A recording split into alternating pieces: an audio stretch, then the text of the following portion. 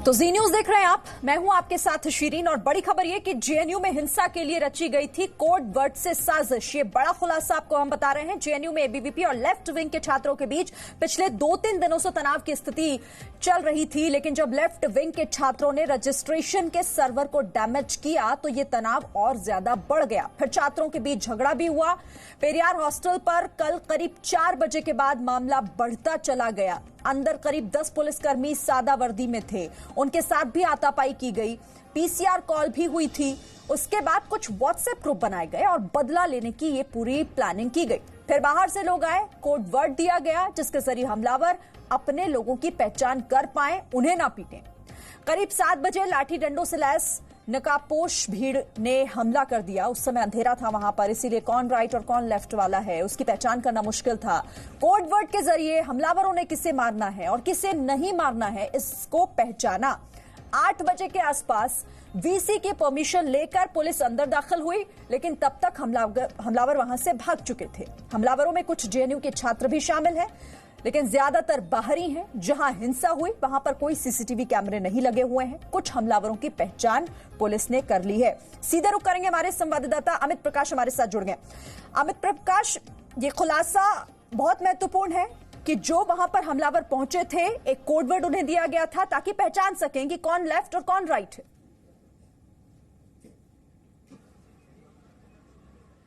बिल्कुल ठीक बात है। देखिए, आपने अब तक जो चीजें बताई और जिस तरीके से ये तमाम मामला एक के बाद एक करके जो हम पूरे कंसिक्वेंसेस अगर देखें, एक के बाद एक जो घटनाक्रम होता चला गया, शाम को बात बढ़ी और जेएनयू में आमतौर पे दिल्ली पुलिस, सादी वर्दी में दिल्ली पुलिस के लोग तैनात रहते हैं, क्योंकि पिछले कुछ दिनों से जो घटनाक्रम यहाँ रहा है उसके मद्देनजर उनकी तैनाती वहां रही है।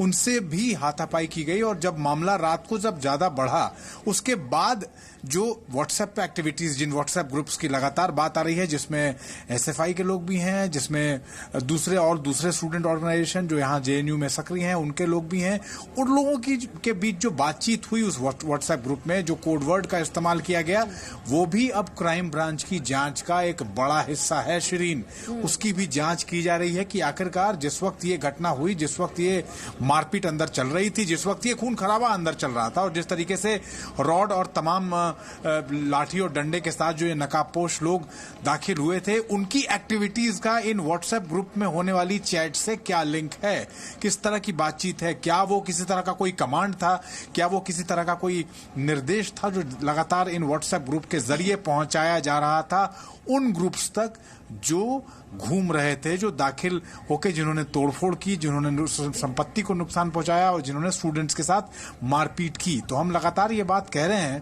कि ये जो व्हाट्सएप ग्रुप है इसकी निगरानी और इसमें जो चैट हुए हैं, उन चैट में जो लोग इन्वॉल्व हैं, उस व्हाट्सएप ग्रुप में एडमिन के अलावा जो स्टूडेंट्स जुड़े हुए हैं, जो एडेड लोग हैं, उन सबसे इस मामले में पूछताछ की जाएगी, उनकी गतिविधियों की, और न सिर्फ उस रात की वो चैट, क्योंकि देखिए इंपॉर्टेंट ये हो जाता है, अगर आप देखें उस व्हाट्सएप चैट के अगर स्क्रीनशॉट को, तो जो टाइमिंग आ रही है ना शिरीन, वो टाइमिंग इंपॉर्टेंट है इस हिसाब से कि एक तरफ जेएनयू में वो तोड़फोड़ चल रही थी, एक तरफ जेएनयू में खून खराबा चल रहा था और दूसरी तरफ उन सारी एक्टिविटीज को लेके कोड वर्ड में बातचीत भी उसी व्हाट्सएप ग्रुप में चल रही थी। तो ये इसलिए इंपॉर्टेंट हो जाता है कि आखिरकार टाइमिंग बताती है कि आखिर किस तरीके से कोऑर्डिनेट किया जा रहा था, इस पूरी प्लानिंग को समझा और समझाया जा रहा था बाकी उन लोगों को। नीरज गौड़ भी मेरे साथ है। नीरज, अब चूंकि जैसे जैसे दायरा आगे बढ़ रहा है, एक टीम भी पुलिस की पहुंची वहां जेएनयू में और इस पूरे मामले को खंगाल रही है लगातार, कई महत्वपूर्ण खुलासे और भी हो रहे हैं, कोई और इन्फॉर्मेशन इससे जुड़ा?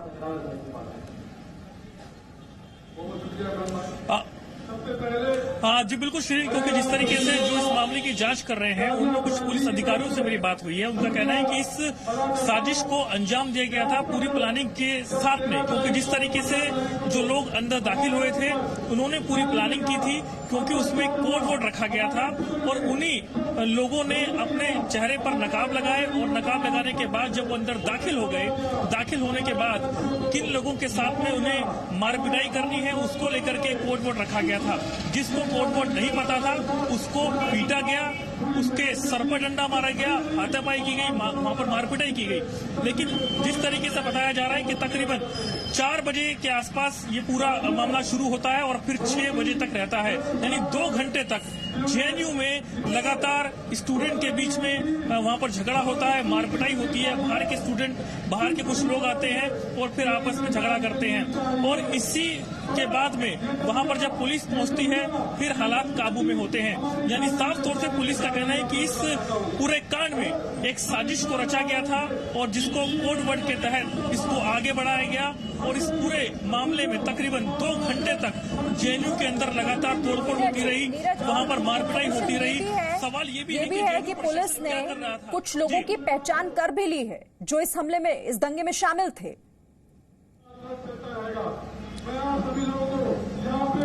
जी बिल्कुल श्रीको कि जिस तरीके से सुबह ही जब पुलिस ने इस पूरे मामले में एफआईआर दर्ज की, उसके बाद में जांच जो है क्राइम ब्रांच को सौंपी गई, तो इसमें 3 एंगल से इस पूरे मामले की जांच कर रहे हैं, और इसी के साथ 3 यूनिट हैं जो इस पूरे मामले की जांच करें, जिसमें एक व्हाट्सएप ग्रुप है उसको लेकर के पुलिस देख रही है, और आखिरकार जो सीसीटीवी कैमरे लगे हैं आसपास के इलाके में, क्योंकि जहां पर ये तोड़फोड़ हुई है वहां पर कोई सीसीटीवी कैमरा पुलिस को नहीं मिला है। आती हूँ मैं, आप दोनों बने रहिए मेरे साथ, लेकिन इस वक्त दिल्ली में अमित शाह संबोधित कर रहे हैं, उनका रुख करते हैं सीधे।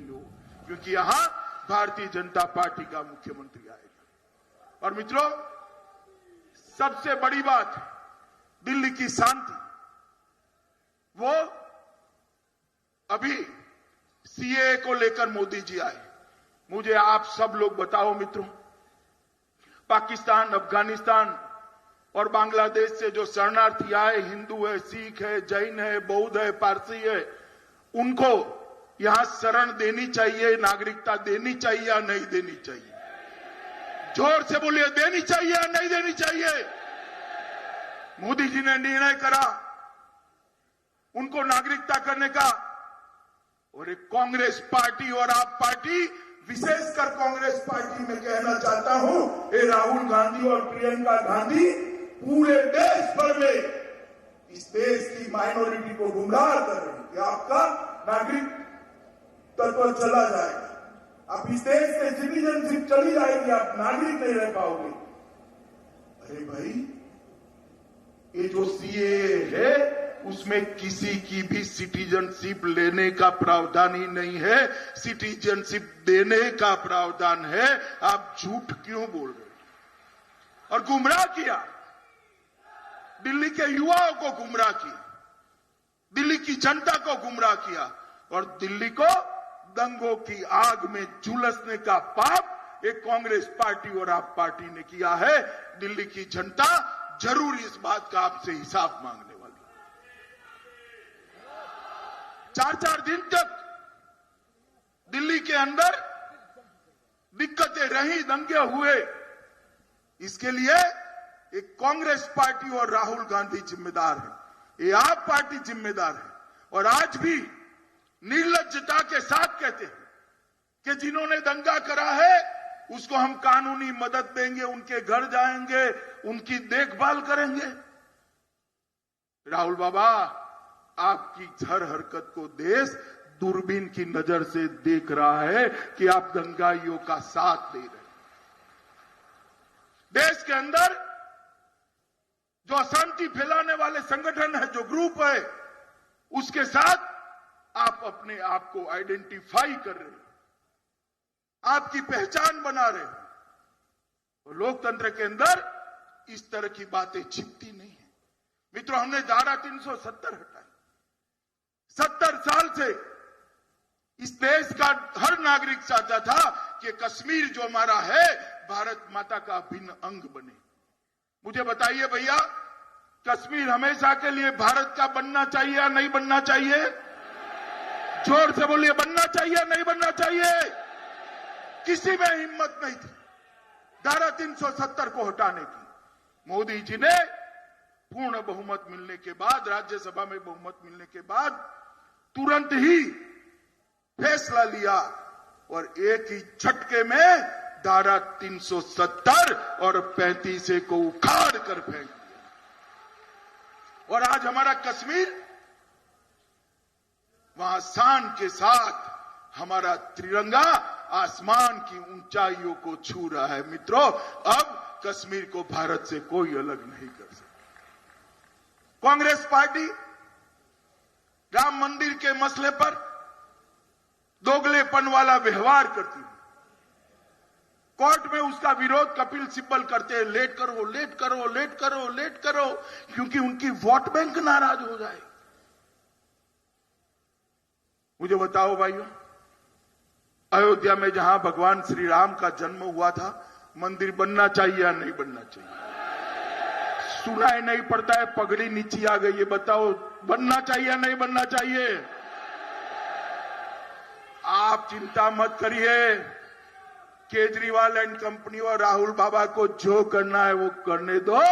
अयोध्या में आसमान को छूने वाला राम मंदिर उसी जगह पे बनने वाला है।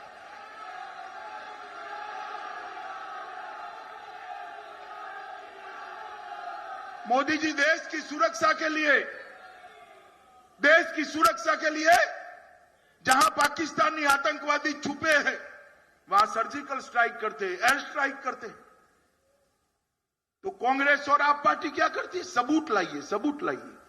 देखिए साहब, इमरान खान भी कहता है सबूत लाइए, केजरीवाल भी कहते हैं सबूत लाइए, और राहुल गांधी भी कहते हैं सबूत लाइए। मेरी मालूम नहीं पड़ता है तीनों के बीच में संबंध क्या है। जो बात पाकिस्तान करता है वही बात हमेशा राहुल गांधी और केजरीवाल करते हैं। कुछ बच्चों ने नारे लगाए, भारत विरोधी नारे लगाए, भारत तेरे टुकड़े होंगे 1000। मित्रों, उनको जेल में डालना चाहिए या नहीं डालना चाहिए? जोर से बोलो, डालना चाहिए या नहीं डालना चाहिए? एक केजरीवाल, उनको जेल में डालने के लिए दिल्ली पुलिस ने जो चार्जशीट की है उसकी अनुशंसा नहीं कर रहे हैं, केस नहीं चलने देते। केजरीवाल जी, आप किसको बचाना चाहते हैं? जो इस देश के टुकड़े टुकड़े करने की बात कर रहे हैं उनको बचाना चाहते हैं, और दिल्ली की जनता मान लेगी? मुझे बताओ भाई, आप लोग ये सारी बातों का हिसाब किताब करने वाले हो या नहीं करने वाले हो? लोकतंत्र में जवाब मांगने वाले हो या नहीं मांगने वाले हो? चुनाव में आपका अधिकार है, आपका वोट लेने जो आता है उसके साथ सवाल जवाब करना, उसका जवाब पूछना। बेशक मोदी जी की सरकार 5 साल चली है, जो पूछना है हमें पूछिए, हम स्वागत कर रहे हैं, आपके हर सवाल का जवाब देने के लिए तैयार हैं। हमने तो रोड भी बनाए, मेट्रो भी बनाई, भारत वंदना पार्क भी बनाया, आज साइकिल ट्रैक का भी उद्घाटन कर रहे हैं। जहां झुग्गी वहां मकान, वो योजना भी लेकर आया, अनधिकृत कॉलोनियों को भी अधिकृत किया। ये ढेर सारी चीजें हम करने वाले, मेरठ को जोड़ने वाला रास्ता बनाया। आप अगर बजट की बात करोगे तो कोई नाप नहीं रहेगा, इतना पैसा मोदी जी ने दिल्ली के विकास को करा है। और ये सारे गांव वाले जो लोग बैठे हैं ना, उनको शहरी गांव का दर्जा भी नरेंद्र मोदी जी ने देने का काम किया। मगर ये कांग्रेस पार्टी और आप पार्टी, ये दोनों वोट बैंक की पॉलिटिक्स करने से बाज नहीं आते। अभी देश में माहौल ऐसा कर दिया कि जैसे सब लोग मोदी जी के खिलाफ हो गए। अरे राहुल बाबा, माइक में बोलना ठीक है, एक बार मोहल्ले में निकल जाओ, मालूम पड़ जाएगा जनता किसके साथ खड़ी। मित्रों, अभी यहां आए हैं सभी लोगों में से कितने लोगों के पास मोबाइल है? जरा बाहर निकालो मोबाइल। नहीं, हाथ ऊंचा नहीं करना है, मोबाइल बाहर निकाल को ऊपर करिए जरा। सभी लोग पीछे तक बाहर खड़े हैं, वो भी करे। है ना सबके पास मोबाइल? तो मैं एक नंबर बोलता हूं, जो नंबर आपका समर्थन करेगा, मोदी जी को आपका समर्थन पहुंचाएगा। मैं बोलता हूं, 2 बार बोलूंगा, 10 अंक का नंबर है, मैं बोलता हूं, जरा डायल करिए। 8 8 6 6 2 8 8 6 6 2। ये 10 अंक हो गए? डायल कर दो जरा। कर दिया?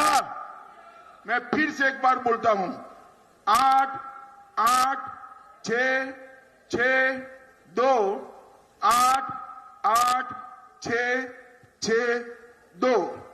अपने सभी मित्रों से, घर वालों से, सगे संबंधियों से ये नंबर डायल कराकर नरेंद्र मोदी जी के समर्थन में अपना एक मिस कॉल दीजिए। मित्रों, ये मिस कॉल ये वोट बैंक की पॉलिटिक्स करने वालों की आंख खोलने के लिए है।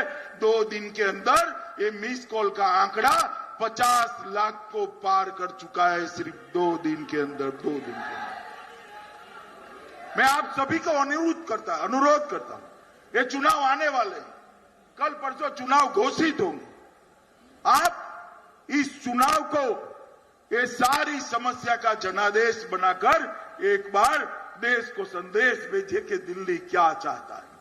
झूठे वादे करने वाले को चाहता है या नरेंद्र मोदी की तरह जमीन पर नक्कर कंक्रीट काम करने वालों को चाहता है।